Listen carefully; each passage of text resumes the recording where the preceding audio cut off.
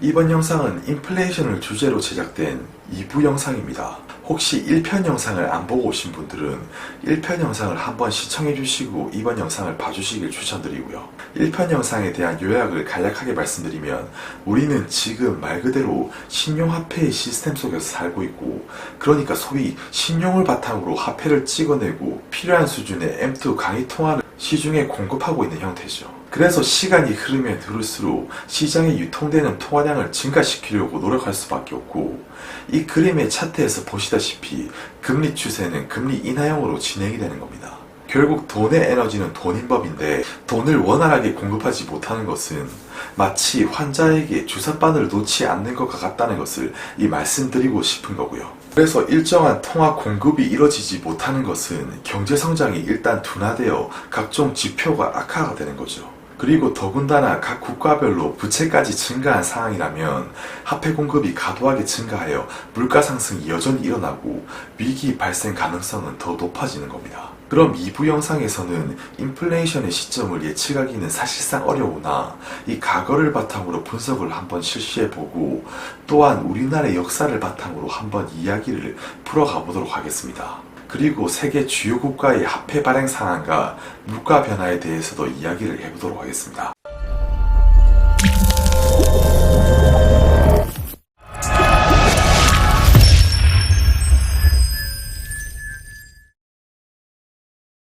안녕하세요, 깍시 인사드립니다. 계속적으로 주요시 언급되는 것이 결국 돈의 유통량, 화폐량인데요. 인플레이션의 시점을 정확하게 맞추는 것은 불가능하리라 보고 있지만, 어떻게든 과거를 통해 향후 미래를 유추해 본다면 어느 정도 가늠은 해볼 수 있을 것 같습니다. 그리고 실제로 돈의 유통량의 증가가 이루어졌다고 해서 이 즉각적으로 인플레이션을 유발시키는 것이라고 보진 않고 있는데, 결국 통화량의 증가율의 변화는 우선적으로 돈이 시장에 공급되고 나서 이 실질적으로 반응되는 것이, 첫 번째로 실물 생산 증가율의 변화, 그리고 이 변화로 인한 소득 증가율의 변화가 관찰되는 것인데, 이때에는 실질적으로 물가 지표의 뚜렷한 변화는 보이지 않는다는 것이고요. 결국 물가의 변화는 이런 소득과 생산 증가율의 변화 이후에 나타나는 것인데, 그 기간은 1년 이후가 될지 2년 이후가 될지 정확하게 예측하지는 못한다라는 거고요. 다만 결론적으로 보게 되면 화폐 증가율의 변화로 인해 인플레이션이 발생하게 되면 일단은 돌이킬 수가 없고, 한번 흐름을 탄 화폐의 변화는 결국 유량을 조절할 수 없는 것과 같은 논리가 되는 겁니다. 화폐 변화는 초기에는 주로 생산에 영향을 미치지만 서서히 중장기에 걸쳐 화폐 증가율은 주로 물가에 그 영향력이 나타나는 셈이 되는 겁니다. 결국 인플레이션은 생산의 증가, 상품 생산의 증가의 속도보다 화폐 수량의 증가에 의해서 발생하는 것인데, 이를 달리 말해보면 인플레이션은 화폐적인 현상이다라고 보는 것이 맞는 것 같고요. 한 국가의 생산량의 증가는 이 동원 가능한 인적, 물적 자원을 최대한 동원한다고 하더라도 실제로 그 성장률은 급격하게 성장하기가 힘들고, 이 최적의 조건이라 할지라도 서서히 증가할 수밖에 없다는 것이고요. 미국의 생산 증가율을 보더라도 실질적으로 10% 이상을 웃돌기는 힘들죠. 미국의 경우 1970년도부터 1990년도 사이에 통화량 증가율은 9%를 증가했고, 물가는 7% 가까이 상승하는 결과를 보여왔어요. 결국 화폐량의 변화는 생산량을 보통 추월하게 되고, 이는 물가 상승으로 반영이 되는 거죠. 반면 한국은 고도성장기에 GDP는 연평균 7에서 10%를 기록했고, M2 증가율은 1990년대 초반에 20% 초반을 기록하게 되는데, 이때 물가 상승률을 보게 되면 6에서 9% 정도 반영되어 나타나기도 합니다. 한국은 실제로 1990년대 들어와 이 통화 공급량이 가다했고, 결국에 이 통화 공급량이 과도하게 되면서 물가는 필연적으로 오를 수밖에 없었던 거죠. 그래서 1988년도부터 물가는 5%를 넘나드는 상황이 발생했고, 물가 측면에서는 원화는 강할 수밖에 없었고요. 이런 추세에서 한국의 통화 강세는 무역 적자를 만드는 셈이 되었고, 1994년 이 35억 달러였던 무역 적자는 1995년 65억 달러에서 1996년에 167억 달러로 급격하게 상승하기 시작했어요. 원화가 강세이다 보니 수출 가격은 높고 인기가 있는 일본 제품과 비교해 보더라도 가격 경쟁력은 점차 떨어지게 되는 거죠. 결국 이런 상황에서 정부는 이런 외환의 수급 불균형 상태를 이 적시에 반영하지 못했고 결국에 우리나라의 통화로 많은 달러를 교환할 수 있는 환경이 조성되었고 결국에 외환 위기가 발생한 겁니다. 결국 급격한 통화량 증가로 인해 초래된 사태죠. 그럼 미국 연준과 중국, 일본의 사례도 한번 보도록 할게요. 연준은 2008년 말 양적 완화를 시작한 이후에 보유자산을 8천억 달러에서 4.5조 달러까지 무자비하게 확대를 합니다. 이런 양적 완화 방법은 민간은행들이 보유하고 있던 이 장기 국채를 매달 사들이는 것이고요. 신규 발행 통화로 이 국채를 매입하는 거죠. 그런데 현재 연준은 보유자산을 축소하고 있는데 2017년도부터 시작한 양적 긴축을 올해 9월 말에 종료할 것이라고 시사하기도 했어요. 이 말인즉슨 자산 축소를 한다는 의미는 양적 완화로 찍어낸 돈을 회수한다는 의미로 참고하시면 될 것 같고요. 결국 양적 완화로 증가된 본원통화도 이 감소하고 있는 형태인데 이 본원통화의 감소는 결국 M2 증가율에 영향을 끼칠 수가 있겠죠.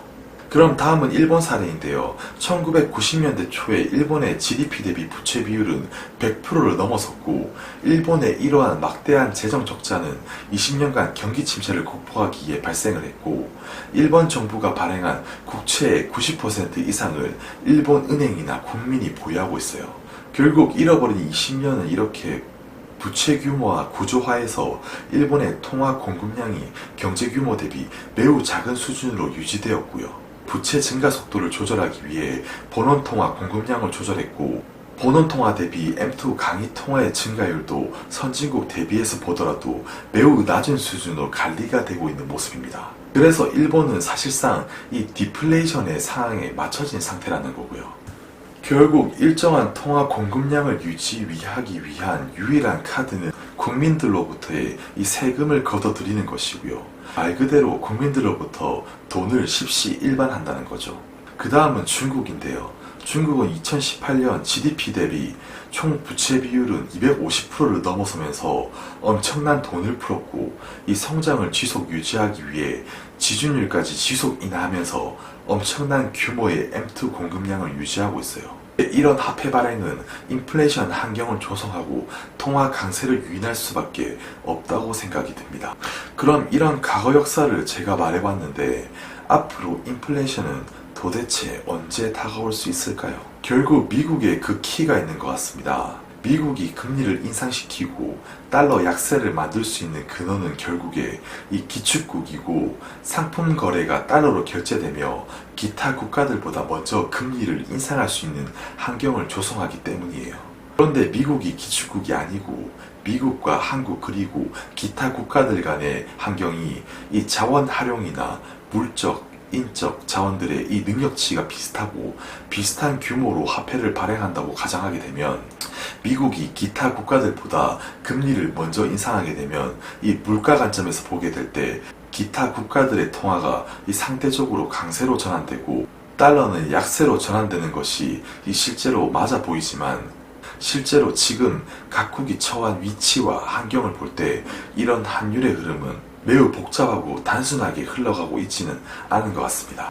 결국에 미국을 제외한 기타 국가의 금리 인상 정책은 이자 비용 증가나 경기 위축 등으로 이어질 수 있기 때문에 진짜 물가가 급격하게 상승하지 않는 경우라면 사실상 금리 인상을 원하는 정부는 없어요.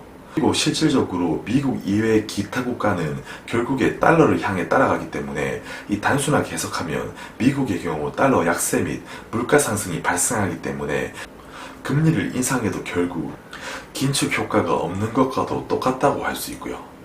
오늘 제가 다소 많은 내용을 주저리 하다 보니 정리가 좀 안 된 것 같습니다. 그래서 영상을 끝나기 전에 정리를 좀 다시 해볼게요. 결국 화폐는 지금 이 상황 속에서도 멈추지 않고 지속 공급되고 있다는 점을 잊지 않았으면 좋겠고요. 미국 금리는 현재 2.25에서 2.50%로 9번 인상을 했어요. 달러 인덱스는 현재 97을 상회하고 있고요. 결국 연준은 그동안의 화폐 발행으로 금리 인상을 통한 물가 조정 영향력이 약해졌고 부채 증가로 인해 금리를 과도하게 인상도 할 수 없는 상태인 겁니다. 그러니 이를 다른 말로 해석하면 조치할 수 있는 도구가 계속 사라진다는 의미이고 현재 2.25에서 2.50%의 금리로 물가는 2%를 유지하고 있지만 결국에 금리를 올리지 못하고 조치할 수 있는 도구가 사라질 때 인플레이션은 걷잡을 수 없이 커질 수도 있다는 이야기입니다. 다만 미국은 온갖 수단 방법을 가리지 않고 디플레 수단을 만들고자 노력하겠죠. 그리고 중국은 특히나 미국 대비해서도 통화량이 과도하죠. 중국은 말 그대로 이러지도 저러지도 못하는 상황인데 어떻게든 살아남기 위해 지준율 인하카드를 쓰고 있고 현재 중국도 2% 물가가 유지되고 있는 상태이고요. 중국 또한 과도한 부채로 인해 이 통화정책의 여력은 제한적입니다. 결국 미국이나 중국이나 물가 상승에 대한 방어책과 도구가 자꾸 사라지는 셈이 되는 것이고 그 도구가 하나하나 사라지게 될 때 인플레이션은 다가오게 될 것이라고 보고 있습니다. 결국 인플레이션이 다가올 때 인플레이션의 최대 피해자는 뭐니 해도 통장에 현금을 보유한 서민이 될 것이고요. 인플레이션이 다가오게 된다면 이 빈부격차는 더 크게 벌어질 겁니다. 마지막으로 정리하자면 통화량의 급격한 증가는 결국에 어떤 방법으로든 물가의 표현이 된다는 것이고 물가를 조절하기 위한 금리, 환율 등의 정책 수단과 이 도구의 카드가 하나 둘 사라지게 될 때 인플레이션은 급격하게 다가온다는 것이었고요. 끝으로 오늘 영상은 여기까지고요. 그리고 제 영상을 보신 구독자분들이 영상을 본 이후에 스스로 생각을 하고 그 궁금증에 대해서 하나하나 해결해 나가기를 바라면서 이 영상을 마치도록 하겠습니다. 여기 아니신 분들은 구독과 좋아요 꼭 한번 다시 부탁드리고요. 또 다음 영상에서 뵙도록 하겠습니다.